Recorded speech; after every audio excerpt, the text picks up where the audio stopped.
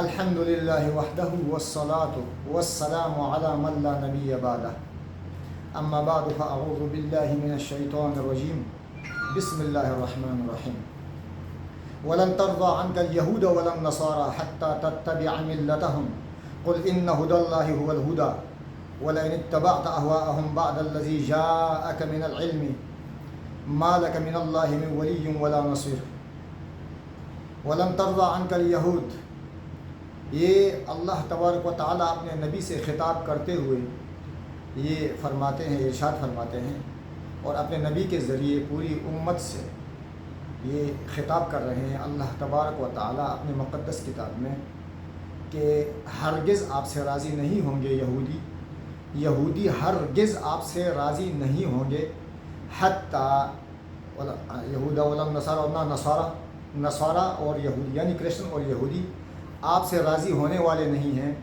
اور ہرگز نہیں ہوں گے، یہاں تک تتبع ملتہم کہ آپ ان کی ملت کی، ان کی دین کی اتباع کر لیں۔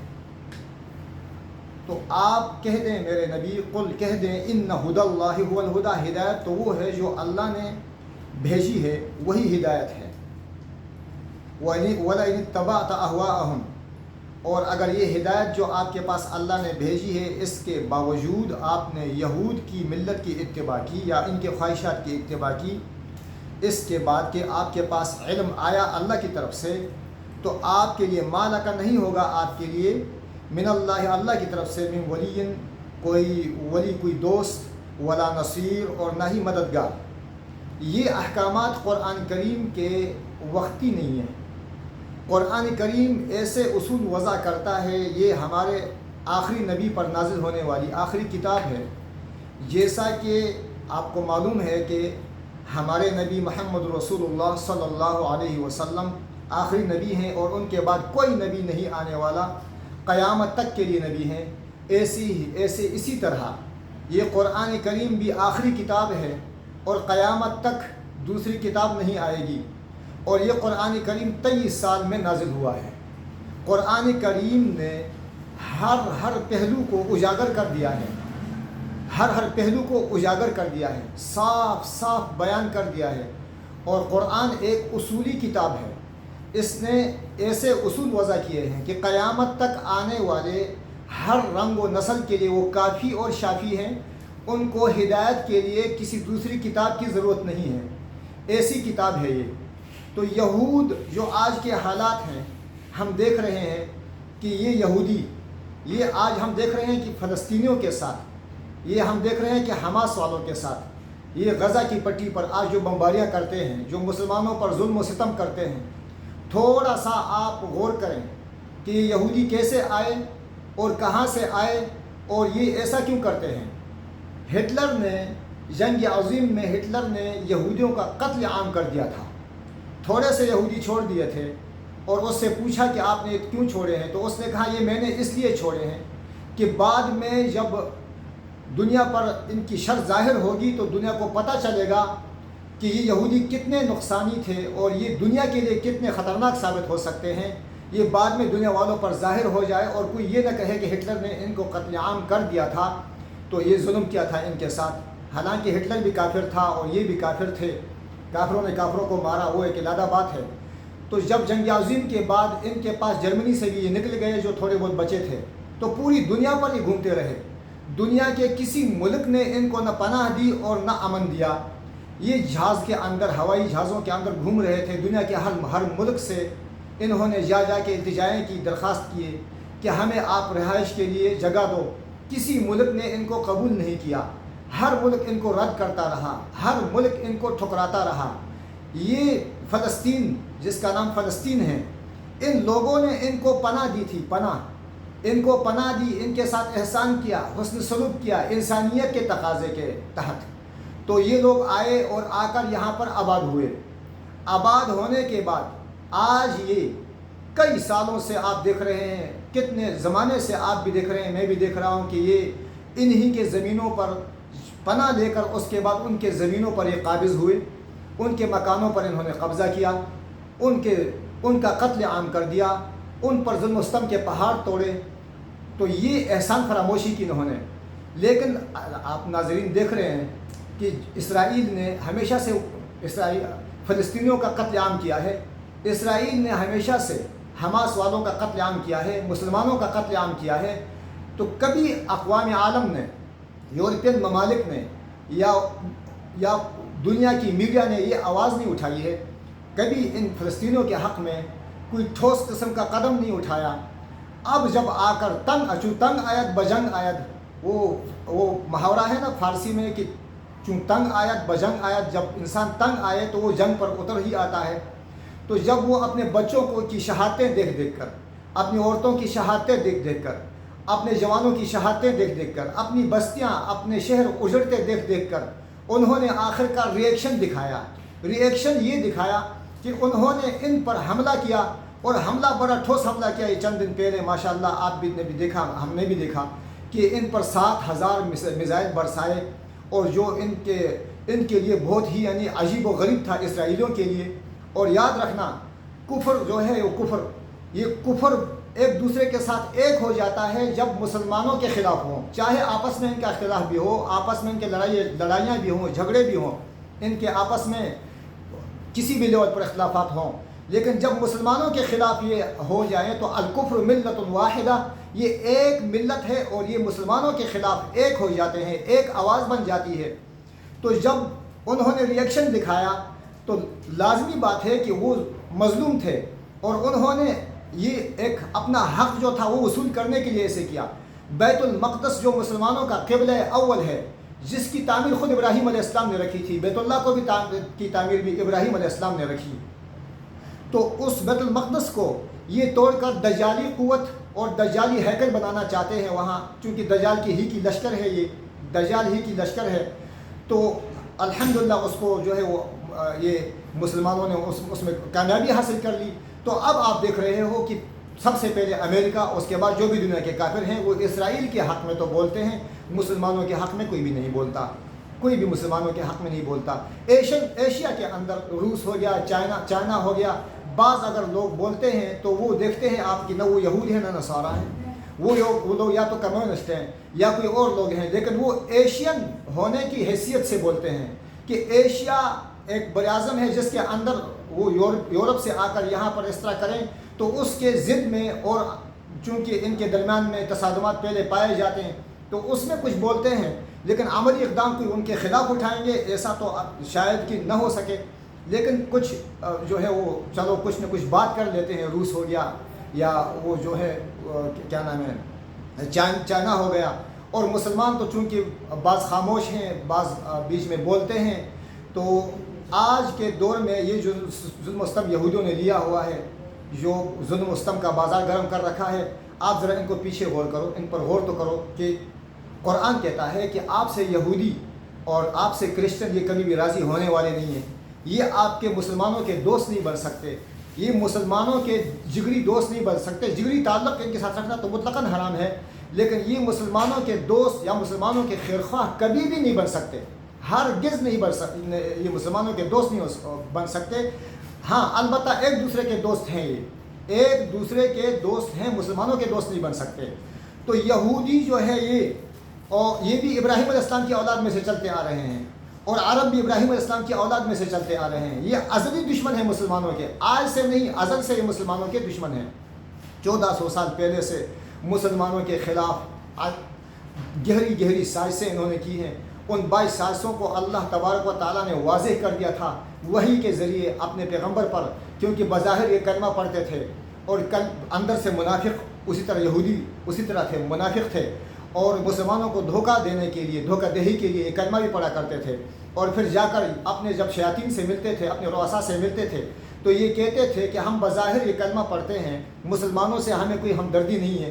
یہ دھوکہ اور فریب دہی سے کام لیتے تھے، جس کا اللہ تبارک و تعالیٰ نے ان کا یہ بھانڈا پھوڑ دیا تھا اور مسلمانوں پر یہ ظاہر کر دیا تھا کہ یہ منافق ہیں، یہ اگر یہ کلمہ پڑھتے ہیں لیکن یہ اندر سے مسلمان نہیں ہیں، منافق ہیں، اور یہ اپنے یہودیوں سے جا کر ملتے ہیں تو یہ باتوں کے تذکرے وہاں کرتے ہیں۔ مسلمانوں کو کمزور کرنے کے لیے یہ کلمہ پڑھا تھا انہوں نے، اور پھر جب مسلمانوں کا پڑھنا بھاری ہوتا تھا تو مسلمانوں کا ساتھ دیتے تھے، اور جب مسلمانوں کے خلاف کوئی اور قوم یعنی غنیمت وغیرہ مسلمانوں کے ہاتھ آتی تو کہتے ہم آپ کے ساتھ ہیں، اور جب مسلمان دیکھتے کہ مسلمانوں کے ہاتھ کچھ غنیمتیں نہیں آ رہی یا پھر کفر کا پڑنا بھاری ہو رہا ہے تو ان کے ساتھ دیا کرتے تھے۔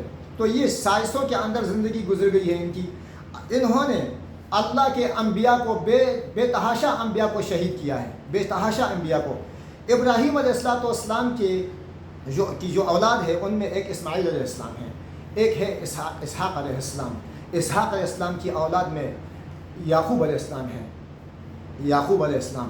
تو یعقوب علیہ السلام کی جو اولاد ہیں 12 بیٹے ہیں، ان میں سے جو ہے نا یہ یہودی ہیں، یہودی بنی اسرائیل یعقوب علیہ السلام کا لقب ہے۔ بنی اسرائیل یعقوب علیہ السلام کا یہ لقب تھا۔ اس بنی مطلب اولاد، اسرا مطلب بندہ، ایل مانا اللہ، ایل کے معنی ہے اللہ کے بندے کی اولاد۔ یہ بنی اسرائیل کا معنی ہے اللہ کی بندے کی اولاد، یعنی اولادی یعقوب۔ اور ایک طرف سے اسماعیل تھے جو ذبیح اللہ تھے، جس کے نسل سے عرب چلے، اور اسی نسل میں اللہ کے آخری رسول آئے محمد رسول اللہ صلی اللہ علیہ وسلم، عربوں میں قریش میں آئے۔ یہ یہودی جن کے اندر اس سے پہلے بے شمار انبیاء آئے، اور اللہ تبارک و تعالیٰ نے نبوت کے سلسلے ان میں جاری فرمائے۔ موسیٰ علیہ السلام ان میں آئے، ان میں یوسف علیہ السلام آئے، ان میں بہت سے انبیاء، ان کے آخری نبی اسرائیلی انبیاء میں آخری نبی جو ہے وہ عیسیٰ علیہ السلام ہے، عیسیٰ علیہ السلام۔ بہت سارے انبیاء آئے۔ موسیٰ علیہ السلام پر جو کتاب نازل ہوئی تھی، اس کتاب کو سمجھانے کے لیے 4000 انبیاء اللہ نے موسیٰ علیہ السلام کے بعد بھیجے، جس کا تذکرہ قرآن میں یوں اللہ نے کیا کہ میں نے پے در پہ موسیٰ علیہ السلام کے بنی اسرائیل میں انبیاء بھیجے۔ تو ان لوگوں نے انبیاء کی ناقدری کی، ان لوگوں نے انبیاء کو ذبح کیا، ان لوگوں نے انبیاء کی ناقدری کی، اللہ کے احکام کو ٹھکرایا، اللہ کے آسمانی کتابوں میں چینجنگ اور تبدیلی کی کوشش کی، اور اس کی تعویل غلط طریقے سے پیش کی، اور اپنے میں کمزور لوگ جو تھے، ان پڑھ قسم کے لوگ جو تھے، ان کو دھوکے دے دے کے ان کو مذہب سے دور رکھا، ان کو اللہ سے دور رکھا، ان کو وہی کتابوں سے، انبیاء سے دور رکھا۔ یہ دھوکے اور فریب کے اندر زندگی گزارتے تھے، اور یہ دھوکہ دہی سے کام لیتے تھے۔ تو یہ جو ہے ان کی فطرت میں شامل ہے۔ یہ دھوکہ دہی آج بھی مسلمانوں کے ساتھ کر رہے ہیں۔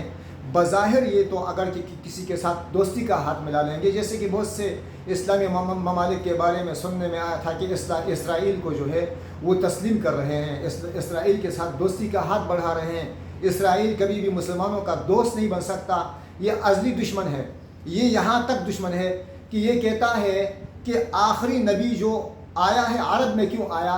آخری نبی کا انتظار ہم کر رہے تھے، اور آخری نبی ہم میں آنا چاہیے تھا۔ نبوت کا تاج ہم سے ہٹ کر عربوں میں گیا۔ اس ضد کی بنیاد پر، اور یہی ہٹ دھرمی و ضد کی بنیاد پر انہوں نے اللہ کے رسول کا انکار کیا، جبکہ ان کی کتابوں میں اللہ کا رسول کا تعارف موجود ہے، اللہ کے رسول کی صفتیں موجود ہیں، اللہ کے رسول کے صحابہ کی صفات موجود ہیں۔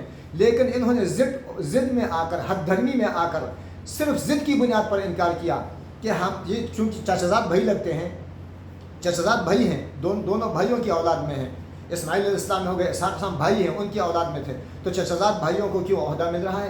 ان میں نبوت کیوں آئی؟ حالانکہ یہ پہلے یہ تمنا کرتے تھے، اور اللہ کے رسول کو یہ ایسے پہچانتے تھے جیسے اپنے بیٹوں کو، اپنی اولاد کو کوئی پہچانتا ہے، اس طرح پہچانتے تھے۔ برحق نبی ہے یہ بھی یہ جانتے تھے، لیکن انہوں نے باوجود اس کے انکار کیا، اور یہاں تک یہ ضد اور حسد کرتے ہیں مسلمانوں سے اور ہمارے نبی سے، کہ انہوں نے کہا ذبیح اللہ، وہ جو ہے وہ اسماعیل علیہ السلام نہیں تھے، وہ اسحاق علیہ السلام تھے۔ یعنی یہاں تک یہ اللہ ان پر لعنت کرے، یہ اللہ کے رسول کی شجر نسب کا بھی انکار کرنے والے ایسی ایک بد نسل ہے، ایسی ایک بد قوم ہے، ایسی ایک جابر اور ظالم قوم ہے۔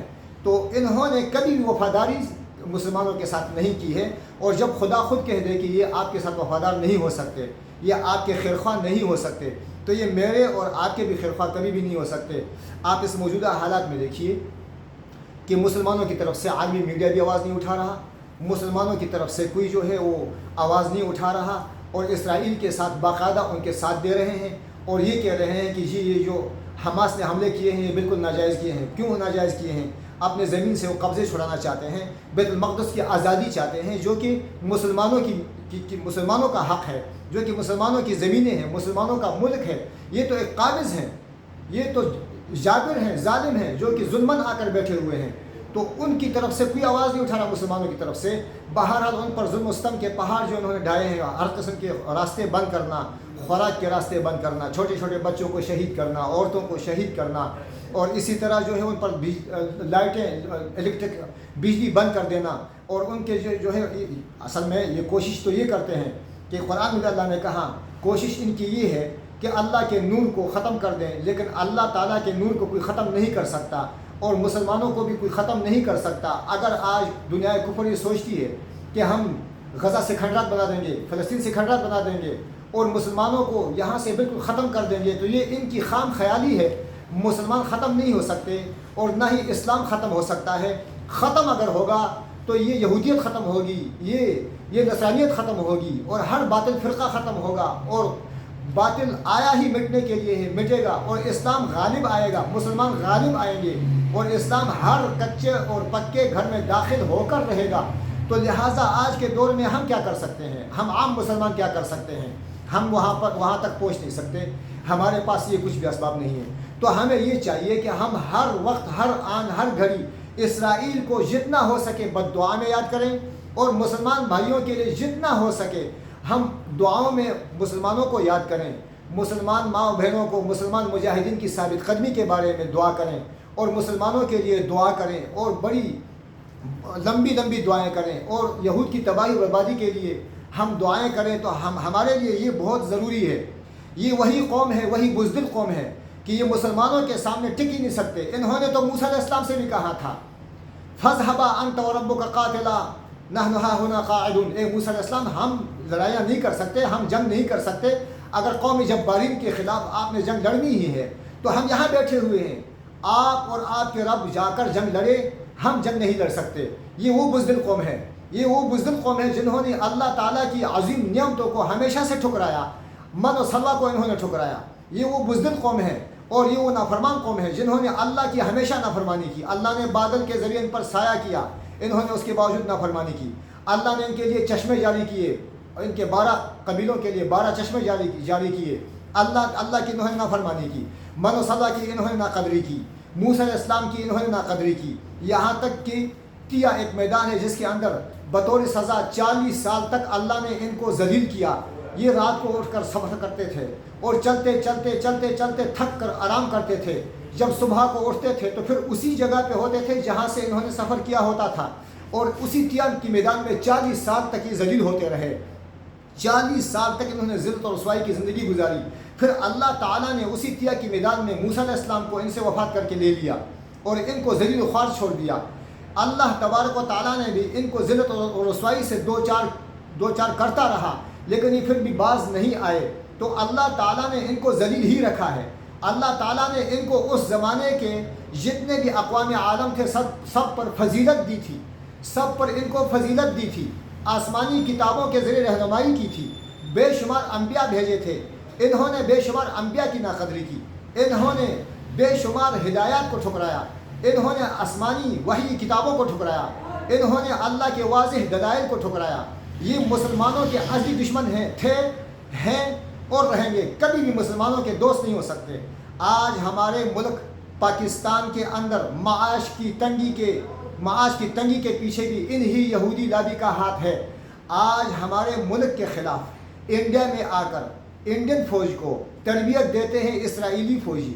آپ خود سوچئے کہ اسرائیل سے فوجی آ کر انڈیا کی فوج کو کیوں تیار کرتے ہیں. لہٰذا معلوم ہوا کہ یہ پاکستان کے سب سے بڑے دشمن ہیں. یاد رکھنا، یہ فلسطینیوں سے بھی زیادہ، یہ حماس والوں سے بھی زیادہ، یہ عرب مسلمانوں سے بھی زیادہ، ان کے خلاف لڑنے والے جو جنگجو ہیں ان سے بھی زیادہ یہ پاکستان کے دشمن ہیں. میرے پاکستانی بہن بھائیوں، یہ پاکستان کے دشمن ہیں، پاکستان کے دشمن ہیں. اس کی وجوہات یہ ہیں کہ دنیا کے اوپر، اس پوری دنیا کے اوپر نظریاتی ریاستیں دو ہیں.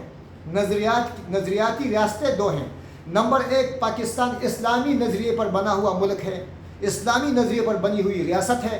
اور نمبر 2 اسرائیل اسلامی نظریے پر، یہودی کی نظریے پر بنی ہوئی یہودی ریاست ہے.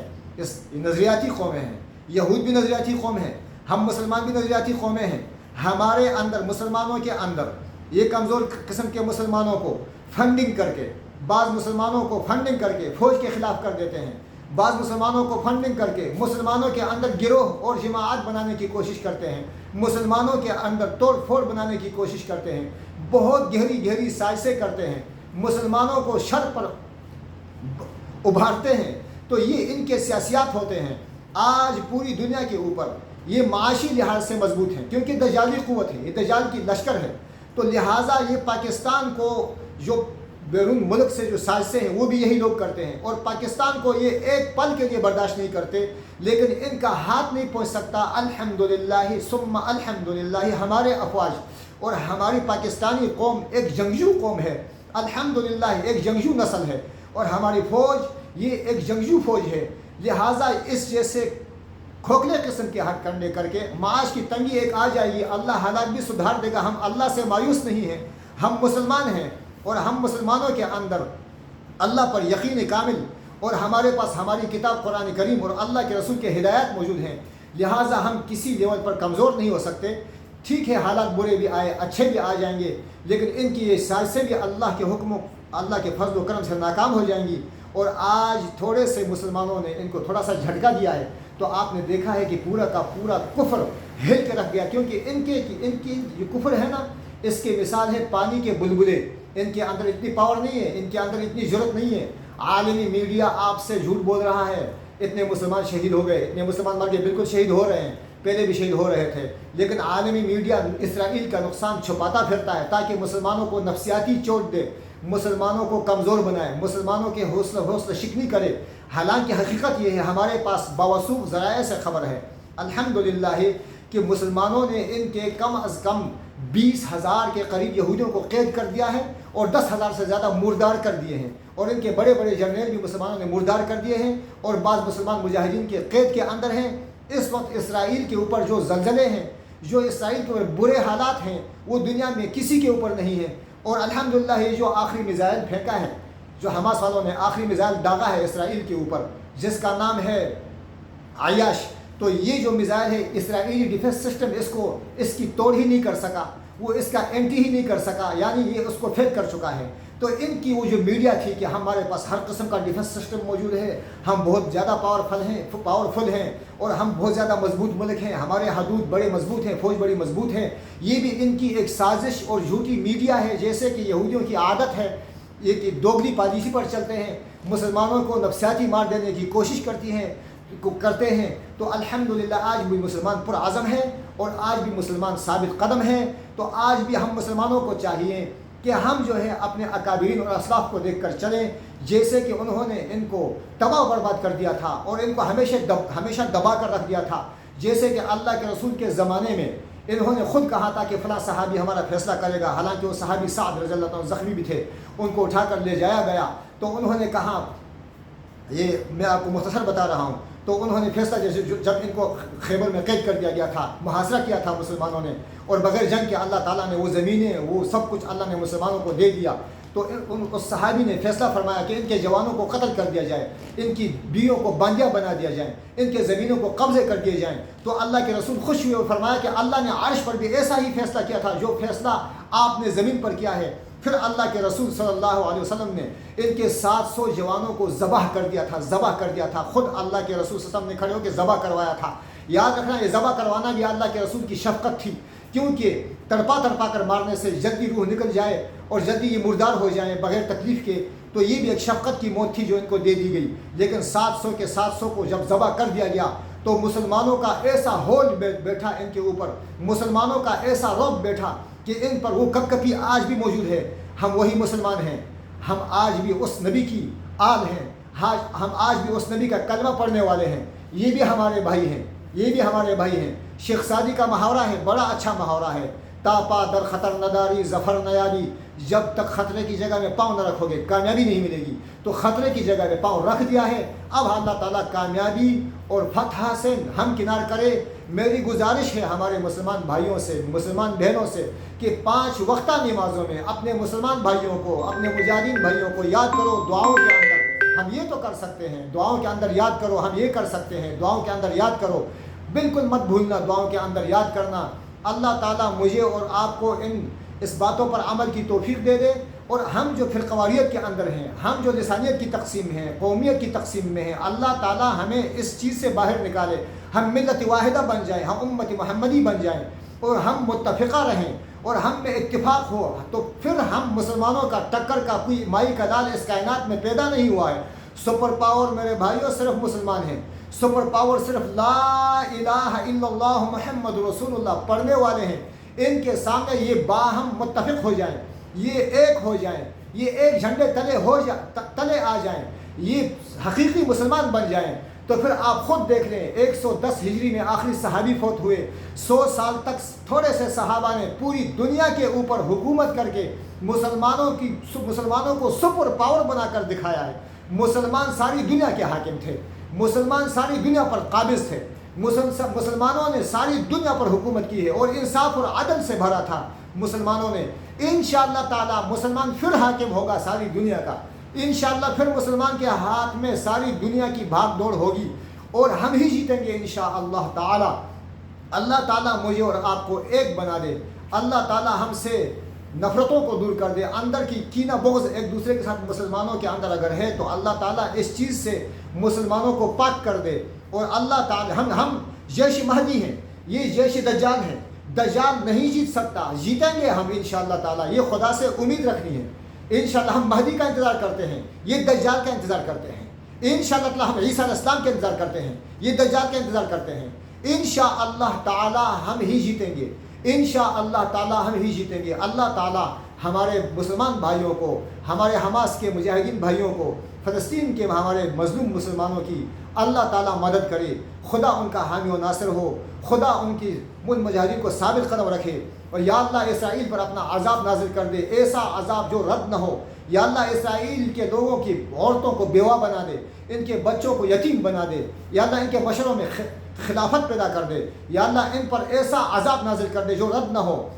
اللہم خذہم باخذ العزیز القادر المقتدر، یا اللہ ان کو تباہ برباد کر دے، یا اللہ ان کو پھر اسی طرح در بدر کر دے جیسے پہلے یہ در بدر اور ذلیل تھے، اور ان فلسطینیوں نے ان کو پناہ دی تھی، اور آج یہ ظلم و جبر پر اتر آئے ہیں۔ یا اللہ انہوں نے تیرے انبیاء کو شہید کیا ہے، تیرے ہدایات کو ٹھکرایا ہے، تیرے دلائل کو جھٹلایا ہے، تیرے انبیاء کو جھٹلایا ہے، تیرے انبیاء شہید کیے ہیں۔ یہ وہ ظالم و جابر قوم ہے جنہوں نے تیری نعمتوں کو ٹھکرایا ہے۔ یا اللہ تو نے ان پر ہر قسم کے احسان کیے تھے، ان احسانوں کو ٹھکرایا ہے۔ یا اللہ ان کو تباہ برباد کر دے، یا اللہ ان کو در بدر کر دے، یا اللہ ان کو ذلیل و خوار کر دے، یا اللہ ان کو مسلمانوں کو ان پر مسلط کر دے، اور بیت المقدس کو یا اللہ ان ظالموں سے جابروں سے آزاد کر دے جو مسلمانوں کا قبلہ اول ہے۔